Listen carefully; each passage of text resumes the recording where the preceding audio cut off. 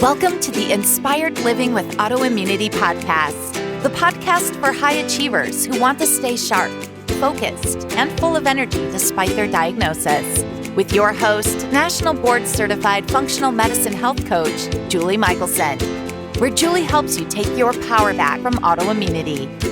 And now here's your host, Julie Michelson.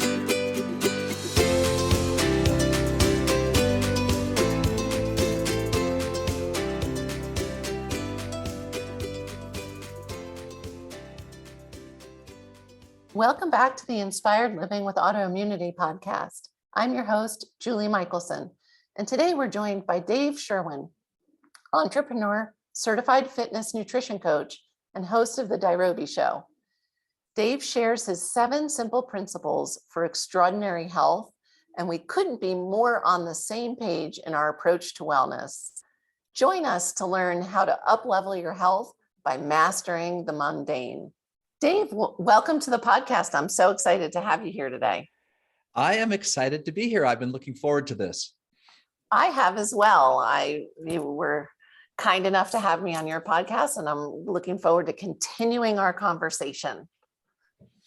Me too. It was a great discussion, and there's always more to talk about. The world of health is so incredibly vast that it's great to do a round 2 and go in different directions. I couldn't be more on the same page.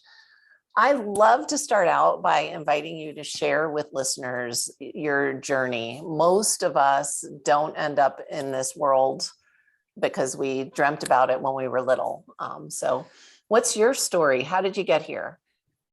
Yeah, I'll try to keep it brief. It really started a very long time ago. When I was a kid, I was the shy, awkward kid who didn't make friends, who cried on the first day of school because I wanted to go home with my mommy. Okay, I was that kid, right? And I was socially backwards and terrified when people paid attention to me, that type of thing. But in about 7th grade, some kids were trying to dunk a small ball, maybe a softball size ball, on the low hoop of the elementary school. Maybe it's 7 feet high. I was taller than them. And I was like, can I try? And I went up and I was able to dunk this small ball on the hoop. And it was my first memory and this feeling of accomplishment of doing a cool thing with my body. It's the first memory I have of doing anything really athletic that felt really fulfilling. Okay. And that led to me getting interested in sports and basketball. And it was really formative for me. I eventually went to play on a team. I had to be comfortable with other people. I had to be able to play in front of a crowd. I was introduced to weightlifting and to nutrition and to practicing hard and all the things that come with high school sports. And it really changed my life. It gave me more confidence. It laid a path for me to become eventually an entrepreneur. And I started my first business in 1993, and I've been self-employed ever since. And that is a hard road, and it's been up and down. There's times of plenty and there's times of famine, and I've been through all of it. And I could tell you all kinds of heroic and terrible stories. Sure, that combo goes. That's what being an entrepreneur is. Yeah. And I eventually sold a business, and that was really fun. I made more money on it than I thought I would. And I was introduced to the concept of buying and selling businesses. And so my entrepreneurial itch went from building businesses to buying and selling. But I had a colossal failure in about 2009. We had a business that was run off of 5 servers. It was an e-commerce business, and it was hacked. And we could not fix it. And every time we fired up those servers again, the spammer who had hacked us started sending out massive amounts of spam emails off of those servers. And the data farm kept shutting us down. Horrific story, lost a business completely, went from making a living to bankruptcy, like nothing, no income, suddenly out of the blue in June of 2009. And that was just devastating. And it was a fun business. I loved it. And there's no way I could recreate it because I needed the data off those servers. We had thousands of customers in that business, and it was all gone. Well, I was literally calling friends and family. I was like, I'm out of business. I'm looking for something. And my friend Dan said, Dave, you're an entrepreneur. You're never going to be a good employee. But what I don't understand is, why have you never done a health business? you are always talking about fitness and races you do and supplements and diets, and you read books about it. Your true interest is health and wellness. And I've never understood why you didn't do a health and wellness business. And the light bulbs went off for me. I thought and I said, well, Dan, what would I do? And he said, well, everyone wants to lose weight. Why don't you find a great weight loss diet and supplement that helps the diet, and do a simple, here's a plan, here's a supplement, put up a website. So I went to work, I put up this website, found a product, did some research, found a niche where certain people were very interested in rapid weight loss with a low calorie diet. I don't advise that anymore, but at the time it was all the rage. And so I just went with what people were wanting, really. I just went where where the fish were feeding. Okay. And 6 months later, we were doing $100,000 a month of sales in a weight loss program, something I'd never thought of or entertained before. And so I combined my interest in health and fitness with my entrepreneurial skills and everything I'd learned about e-commerce. And boom, all of a sudden, I was in the health and wellness business, and it has morphed and grown from there. I've learned a lot. I've learned a lot about weight loss. I've learned about the various challenges that people go through. That's how I got here. It really was through business. And at first it was, wow, this is a great business. But then it very quickly became about people. Very, very quickly, I realized, oh, there are some real world challenges here. There are people who really struggle. People wonder, well, can I do this diet? Because I've had my gallbladder removed. I have a hyperactive thyroid. I have this, I have that. And suddenly I was like, oh my gosh, I'm in over my head. And so over time I got certification, and I had to really figure out what I was doing. I had to hire very professional customer support reps with experience. I had to learn the ins and outs of the FTC and the FDA and all the things you can and can't say. So I went through this massive reorientation from being an entrepreneur really to being a health guy, and blended the two together. Which is beautiful. And I love that. I mean, that's what they always say, right? That's what I taught my kids. Follow what you love, and the business will come from that. And so I love that you just reverse engineered it. You got the entrepreneurial thing down first, and then you were like, oh, wait, I can actually spend my days, using the things I'm researching for my own health and wellness, which is fantastic. One of the things I wanted to talk about today, I'm going to quote you directly. You said, in your experience, people complicate and stressify health. And I'm always talking about how, stress management. I used to always say diet is, we always start with diet. I'd say, there's all these pillars, but we start with diet. And then I learned as a coach that I was adding stress by doing that, by jumping right in with people, change this, change that, and not managing stress first. And so just discussing this with you makes me think of my favorite thing. And I apologize to all of the other professors who taught me wonderful things in college. But my favorite thing I learned was in an industrial psychology class. And it was the KISS method. Keep it simple, stupid. And you can add a nicer S, but that was the 80s and we were politically incorrect back then. Nobody was offended by it. It was fine.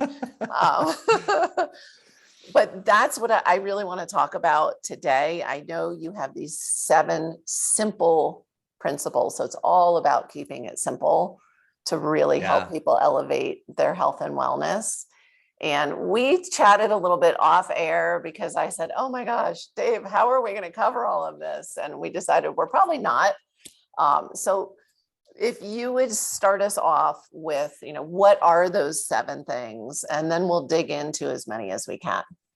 Yeah. And before I forget, Julie, when you give out our link to the website and stuff, I have a free PDF called the Nairobi Undiet. It's on the resources page of our website. And so people can download that so that you can get the whole story easily there. It's a simple 10-page read and it's very graphical. Your kids could read it in about 5 minutes. So it shouldn't be too hard. It's an easy read.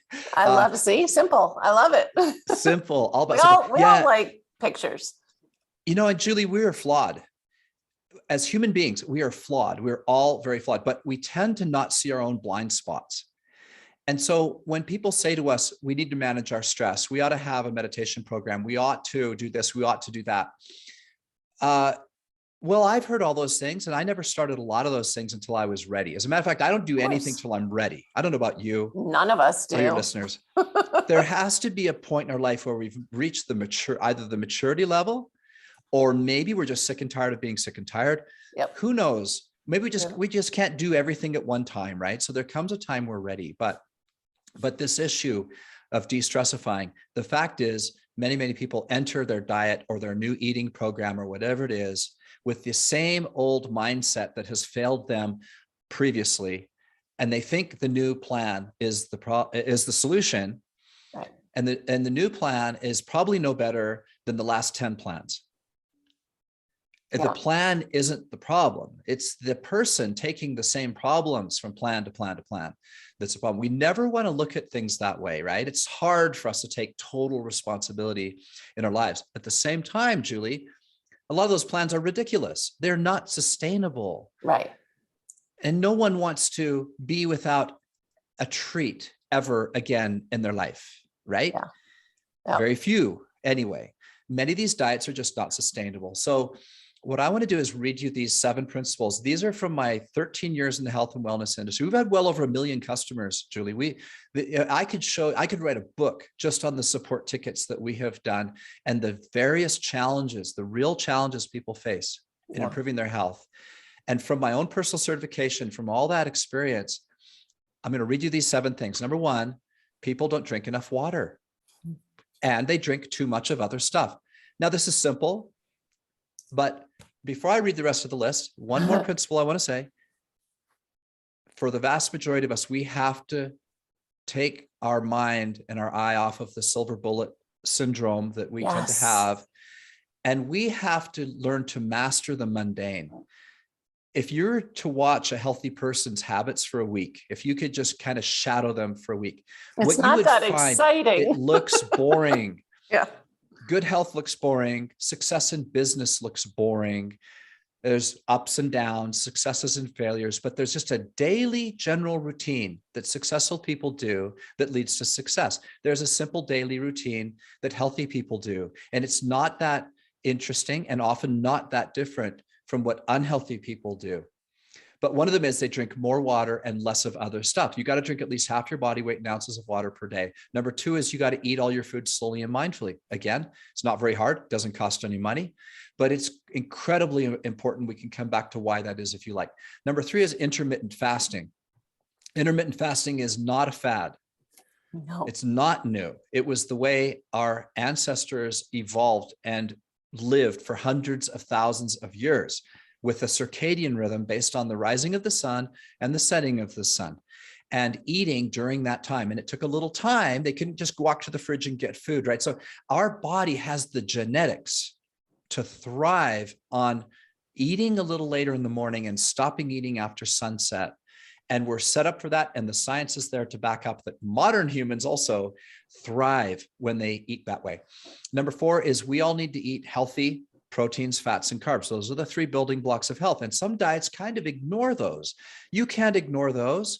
You need carbs for hormones and for energy and the other things that they do. You need protein. It's the building block of your body. You need fat for your soft tissue and a lot of other reasons. And if you can get all 3 with each meal, you will be much healthier than the average person. Number 5 is observe a simple supplement strategy.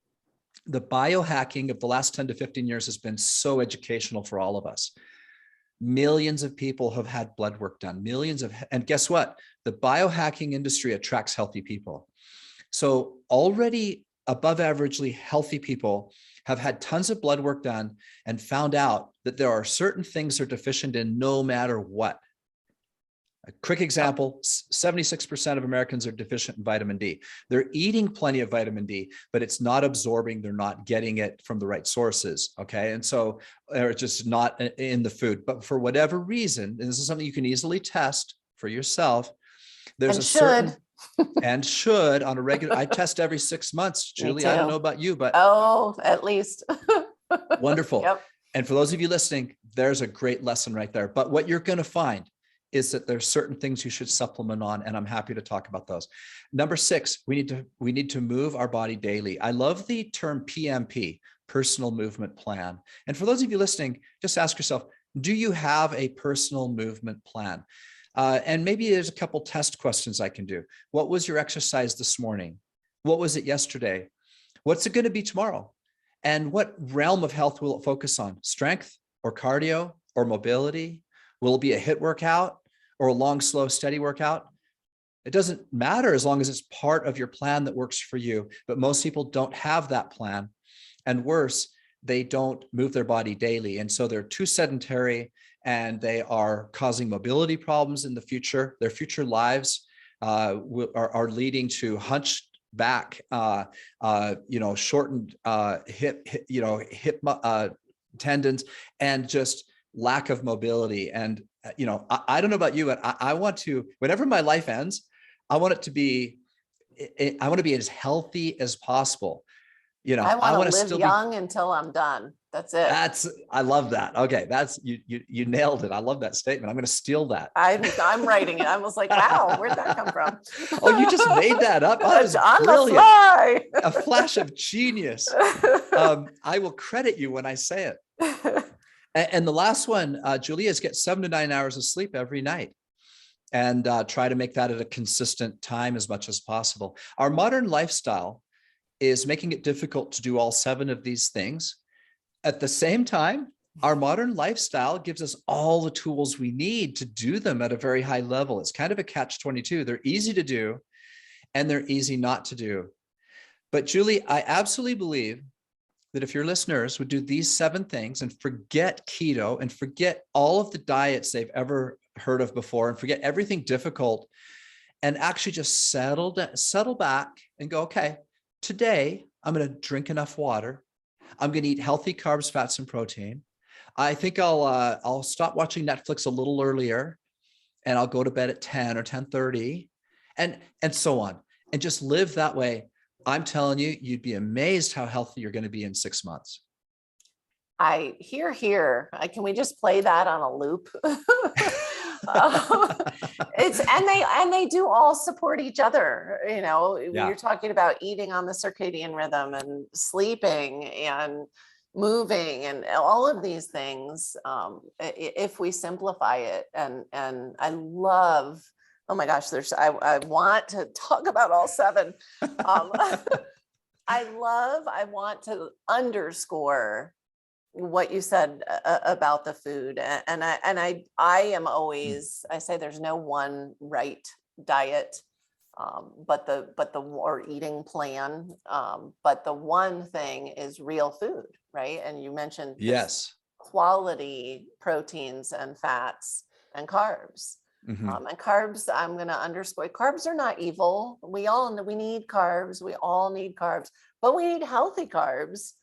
And I joke, I tell people say, well, what about plant-based? And I say, well, I eat plant-based. It just also has animal protein on it, but my plate is always covered in vegetables. It just also has really good, high quality, healthy protein with it. Julie, many people mistake the word plant-based for vegan or vegetarian. Plant-based is not, if you're going to be vegan or vegetarian, then be vegan or vegetarian. Yeah. Plant-based literally means what it says. It means that the basis of your diet comes from fruits and vegetables. Now, I forgot a major point, but those of you who read the book would catch this. When we talk about eating healthy carbs, fats, and protein, we want 5 to 9 servings of fruits and veggies mixed into that. Now, veggies and fruit should make up most of your carbs. Those are carbs. Yeah. Carbs don't come from a bag. They do, but the carbs that I'm talking quality. About don't have nutritional facts. They don't have boxes, and they do require refrigeration.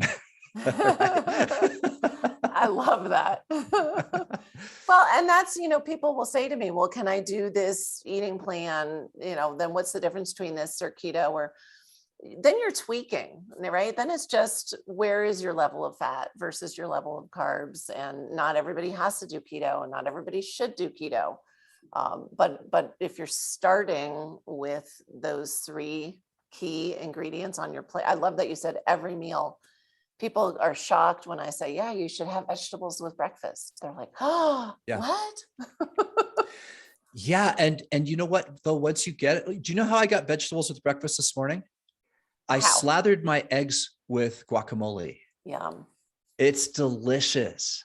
It is. It And it's is. just All adding some fat and carbs, healthy carbs, and a vegetable into an otherwise usually vegetable-less meal. yeah. And I Salsa, love, same way. yep. I love always having like a big pan of roast veggies in the fridge where I can add them to any meal without thought. I want to back all the way up. I just had a conversation with a doctor I work with last week about water. So Okay. I do want to go all the way back to. I'll have a drink of water while we discuss this. I will toast you with mine. It is something that our conversation was a reminder for us when somebody has, oh my gosh, I mean, there's just a list of symptoms or things. I don't remember if it came up with dry skin or what it was in this particular case, but a reminder for the coaches, the practitioners, to back up and remember to ask, are you drinking enough water? Right? Because It's it's so basic that I number forget one. to ask. I know. It's the number one question that almost no doctor asks. Yep. Almost no doctor has ever asked me, how much water do you drink and what do you eat? Yeah. It's That's absolutely true. bizarre. It makes absolutely no sense. A person comes in, oh, I feel like crap. Oh, well, give me keep track of what you eat for the next 3 days and come back and Right. see me. Yeah. That's all they have to do to start with. And you find me a doctor that does that. It's absolutely psychotic. I could give you an example. Let's put this in real life. So this guy comes into a doctor who says, I've been to multiple doctors. I have high blood pressure. Nothing touches it. I'm on 5 medications. Oh, wow. This doctor had common sense. She said, keep track of what you eat and drink for the next 3 days and come back and see me. Right. He comes back. He's a construction worker. He was drinking 15 Gatorades a day on the construction site. Wow. His sodium level was jacked.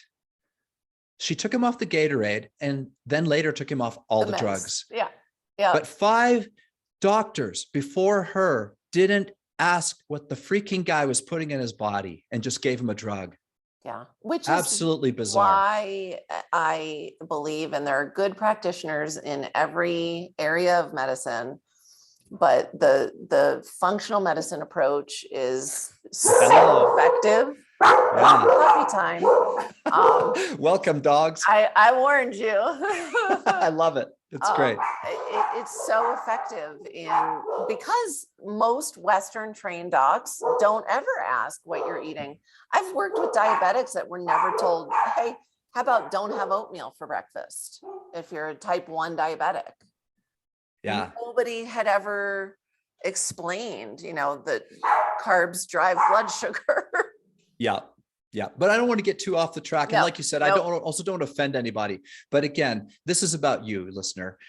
Those of you listening, you make sure you understand these principles. We're not going to change the entire medical community, although I think it is going in a positive direction at the moment. But the only person we can control in this life is ourselves. And so this is all about doing what's best and figuring out the best lifestyle for us and our family. And it's the simple things that are so empowering. The quote unquote, just drinking water. I know I actually have one in my family. There are actually people who don't like water. Like they just don't like how it tastes. And so then we need to do, simple things to get it. I can't imagine. I love water. It's not something I ever have to think about personally. Am I getting enough water? But it is, we are made of water. And I have a few, this is one of our products, Vimia's Miracle Minerals. And I don't know, is your podcast video or you just produce the audio? We'll have video as well, but audio will release first. So for those of you that can't see what I just showed, it's a trace mineral product. Now, if you add trace, for those of you who drink water and it hurts, and Julie, you'd be amazed how many people fall into this category. They actually drink water and it feels like a rock sitting in their stomach. That's how they often describe it. Now, chances are their water is too hard. And this is a little known trick, but if you add trace minerals to your water, it breaks down the surface tension of the water and it doesn't give that effect. Plus, it's more hydrating. The water gets carried to the cells and absorbed better. So that's a great trick. Adding flavorings to your water, herbal teas, lemon, raspberries, strawberries, cucumber, all that stuff takes just a little bit of effort. But once you're in the habit of it and you got these things on your grocery list, you're adding to your water, all of a sudden water becomes crisp and satiating and satisfying. And it's well worth overcoming these other chemicals that you're drinking and becoming a fan of water. I love that. I just, again, it's as simple as it gets, really. Let's talk a little bit about, this is the second time today this has come up for me, and I am such a believer. Let's talk a little bit about this. Why does it matter if we eat slow, if we're mindful? Some people say if we're grateful. What does it matter how we eat if we're eating good stuff? It matters in a variety of ways. So if we're with other people, it matters socially, that we're actually enjoying the company and we've got our phone upside down and we're paying attention to the people that we're with. Physiologically, it matters even more because our stomach is not a hole at the bottom of our throat that's just full of stomach acid that just absorbs the food. Our stomach has a series of folds. Now, first of all, slow eating starts with not necessarily slow chewing, but lots of chewing. We should chew to the consistency of applesauce. That's working in the enzymes, especially those enzymes that break down starch and carbs. Then when we swallow that food, it starts going through the folds of the stomach. Now, the hormones in our stomach that determine that we're full are not perfect. They're about 20 minutes behind.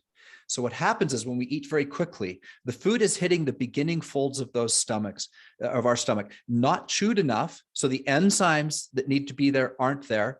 And then the stomach is working slowly to work it through all those folds and work all the new enzymes and then the stomach acid into the food. And the problem is we put too much food at the top, the beginning of that process when we eat quickly. Then later we're notified that we're full. The hormone triggers the brain, but it's too late. We're uncomfortable. Studies show that people who eat slowly and mindfully eat 20% less food. And other studies show that the average person who gains weight and is obese by the time they're 40 does it by eating about 20% too much food. This literally could solve the problem because many people, Julie, they're at their ideal body weight when they're 20 and they're obese when they're 40. And they do it at about a rate of 2 pounds a year, which is over 20 years, about 40 pounds. And now you're obese, 40 pounds heavier than you should be. And so it wasn't a lot. Back to this master the mundane and the boring aspect of health. Yeah. You're just trying to keep off to get your ideal body weight and then don't add 2 pounds a year. Right. And eating slowly and mindfully could be step one to reversing the process for most people. I love, you mentioned before the idea of intermittent fasting isn't new. As you started talking about chewing and getting to the consistency of applesauce, my grandfather, and he was a character, used to always say, chew until you barely have to swallow. Like that was, and that man could chew. I mean, his enzymes were working. Yeah. But if we think about too, so many of the people I work with, have digestive issues, whether they're aware or not, and supplement with enzymes. And here's a way for free to get that going and start that digestion working properly to begin with. Can I tell you something really cool, Julie? Please. My last biohack test personally was my first GI tract test. I've never done one before. I usually do blood work. I did my first GI test. So a nurse calls me up to do a Zoom call to go over the results. And she's acting kind of funny, like, oh, wow, this is really an interesting test. Tell me a little bit about yourself. And so I told her, I'd give her a bit of my background. I said, why are you asking? She says, I've done 2,000 of these, and this is the best one I've seen. Yep. And I was like, yes. And she wanted to know what I was doing. Well, I just gave you all the answer. You see, we talk about the GI tract test, for those of you listening, basically saying how well you're doing in your microbiome and your gut health, right? Gut health is a big deal. We all know it. Well, guess what? I think that eating vegetables every day, stopping eating at dinner time, and giving my stomach a lot of time to process everything is all I really need to do. And so I don't do much. I don't do anything special. I don't do anything really exciting. I don't follow a named diet. I just follow these principles. And I got to tell you, Julie, it was so validating to have a scientific study tell me that these things flat out work. And I'm having her on my podcast actually to go over this and then to encourage other people to do the same thing. So anyways, just total validation. I hope it doesn't sound like I'm bragging. I'm excited about it. I don't mean to come across as arrogant or something or better than anybody else. To me, it was just a tribute to the simple system. The simple system might sound simple, but it's incredibly effective. Super effective. And as somebody who looks at labs a lot and orders labs a lot for my clients, when you get that rare standout, I recently had that with a toxin panel. And again, I specialize in autoimmunity. And so, you know, really ugly looking toxin panels are typically what come across my laptop. And I had one client, I was like, holy cow, you are a clean bean. Like I have, and her answer was, well, I should be. I've been working on it for 20 years, you know. Wonderful. So, Wonderful. And again, she hadn't done anything drastic or dramatic either, but I love that whole back to basics. You said earlier, you know, yes, we have all these excuses with how we live to be pulled away from these basics, but then we also have all these tools that make it easy once we start creating those routines. That's right. And so my invitation to people is to just let go of everything you've struggled with, everything that's difficult, and to learn to master the mundane, get back to the simplicity of health. You're made up of water, so drink lots of water. You need all the elements from carbs, fats, and proteins to get them. What you can't get from those, take through supplements. And you're going to need to supplement some of those things because you're just not going to get them no matter how hard you try. And we have tons of biohacks to prove that. Getting enough sleep, that's where it all comes together. If you've exercised and ate well and stopped eating after dinner, and then you get 7 to 9 hours of sleep for your body to get rid of all those toxins and your gut microbiome to heal and your brain to detox, and all these wonderful things happen.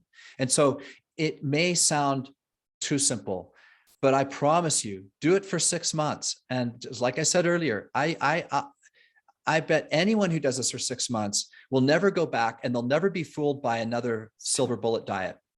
It is so true. And you know, there's a saying in my world, if it seems too good to be true, it is, because people are looking for that fix, right? That one thing. It's not one thing. It does take some work. I want to also touch on, you mentioned how with each of these things, it's creating the routines to be successful at every, whether it's business, health, it's all about, to quote you, the mundane, but really making it routine. And I would say it's not going to take 6 months for somebody to never go back, because as soon as people realize how well they can feel, that becomes all the reinforcement they need. I see it over and over again. Yeah. I think of it like like a flywheel. Picture a very huge flywheel, you know, maybe one made of stone, this massive wheel on an axle, and your job is to pull this thing in to get it to spin. When you start pulling, it'll barely move, and you might get really discouraged. But if you keep pushing and pushing and pushing, finally this big, huge thing will start slowly moving on the axle, and you keep pushing the same amount of pressure over and over and over. The wheel goes faster and faster and faster and faster. And finally, if you get a big stone flywheel going fast enough, if you grab it, it'll suck you under. Yep. But the problem is that too many people barely get their flywheel going. Oh, this thing's barely moving. I'm letting go and moving on to the next flywheel. And they go from flywheel to flywheel to flywheel to flywheel and never get anything to spin. I love that visual. I'm a very visual learner. That was really, really well put. And also directly goes to, I always say, nobody got unhealthy in a day or a week or a month. And for me, I've been well for several years and I feel better every 6 months than I did 6 months ago. Wow. I think sitting here right now, like, no, I couldn't possibly feel better. And yet when I look over my shoulder, I'm like, wow, I either have a little more energy or I'm stronger, and so, like you, I'm in my 50s and it's exciting to feel younger as I go through life and continue to learn and biohack and test and improve. Agreed. Me and you are on the same wavelength. I mean, yeah, everything you just said, that's me. I'm enjoying it. I'm enjoying being a grandfather. I'm healthy with my grandkids. I can go play and do anything that they want to go do. And that's what it's really all about. We just want, we want the health to have a really great and meaningful life with our loved ones, with our grandkids. I want to have great grandkids. I How would love that it. be? That would be amazing. It will. You will. I'd love to take a great grandson or great granddaughter golfing. I think that would and walk the course. Walk That's the fantastic. course. I love it. This is going to be really hard for you. I have a feeling, Dave, but I got to do it because this is the last question I ask every time. Okay. What is one step, that's the hard part, that listeners can take today to start to improve their health? Okay. Start a meditation program. I love it. Because that's foundational to the health. You see, what's stopping a lot of people, it actually isn't that they don't know what to do. It's that they're living a little out of control. People just don't feel like they have control over their lives. And the media and the environment and the people around us and politics and all this stuff is just negative energy dragging us down all the time in the back of our mind, working on us in a negative way. And these things do play out. They lead to binge eating. They lead to a lack of control. They lead to sitting in the restaurant, choosing between that Cobb salad or the burger and fries and making the wrong choice, right? And for me, I started a daily habit of meditation 6 years ago, and it underlines and undergirds every other good thing going on in my life. So I feel like without that, that I wouldn't be able to do other things as well as I'm doing. And I do think too many people live with too much stress. Cortisol is running too high. Their adrenals are out of control. Mentally, their mind is racing. We have, in Buddhism, they call it the monkey mind, right? Yep. And so I think until you get control of that, it's going to be hard to control anything else. And not, again, I shouldn't use the word control. I don't have perfect control by any means. I have all the same problems I just described. I'm not saying I'm above or better than anybody.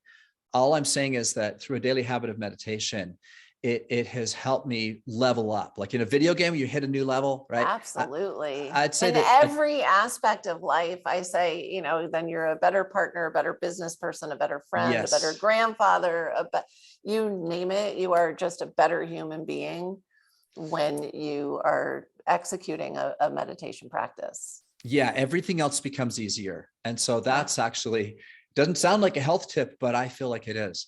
Oh, I swear I didn't plant this. My listeners know how I feel about how important it is. But I love that you went there. You surprised even me. So there you go, everybody. Start that meditation routine, and start small. Just build the habit. I'm so glad you said that. It doesn't have to be complex. Start with a simple breathing practice, but just start with something. I would say work on it, make it important. Start simple, but make it a bit of a practice. Read a book, listen to some podcasts, listen to something about Zen or whatever your background is that works for you religiously, spiritually, whatever. And it doesn't even have to be religious or spiritual. It can just be breathing. It can be mindfulness, simple mindfulness, whatever, but yeah, start simple, but be serious, be a student and see where it takes you. I love that. Start simple, but be serious. And we are all students, and you and I embrace that every day. So that is golden advice right there, everybody. we're going to have all the links in the show notes, but for those that listen like I do, maybe they're driving or hiking or somewhere and listening, what is the best place for somebody to go find you? Dirobi.com, dirobi.com. And we have a lot of great free resources there on the resources page. I encourage you to look through those. We also have a phenomenal line of supplements based off of the biohacking evidence of the last few years, the right ingredients at the right amounts for people over the age of 18. We have nothing for kids. These are generally actually meant for people between the ages of 30 and 70 to help with the current issues that most people complain about, losing weight, brain fog, lack of sleep. These are some of people's lack of energy. And so I mentioned toxins. I know you have a great glutathione product. So we do. Yep. And so we have formulations based on the latest clinical research, the right amounts in the right forms to help with some of these things. So check those out. And Julie, you have your own link, so you can put that in the show notes, and that'll get people 10% off. Which is quite the gift. And you are quite the gift. We could do 10 episodes. I just always love talking with you. And I love that everything you say is so relatable. I tell people all the time, I specialize in autoimmunity, but it's inflammation, it's inflammaging, and everything translates on the spectrum to everyone. And so I love having you on and just really showing that we all just need to be doing the same thing, no matter what particular challenges we may or may not be facing. So I really appreciate it.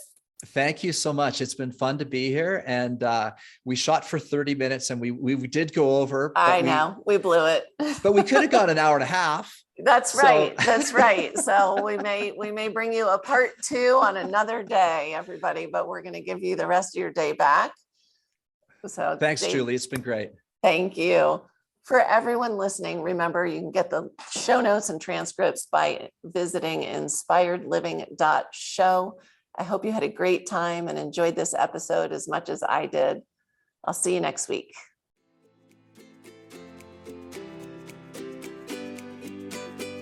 Thank you for listening to Julie Michelson's Inspired Living with Autoimmunity. Did you enjoy this episode? Please like, share, and subscribe wherever you listen to podcasts. If you'd like to get a transcript of this and every other episode, just head on over to inspiredliving.show or click on the link in this episode's description. There, you can also find everything we discussed in this episode, including links and information about our guest. You can even send in your questions to be answered by Julie in a future episode. That's inspiredliving.show. Until next time, this is Julie Michelson's Inspired Living with Autoimmunity podcast, helping you take your power back.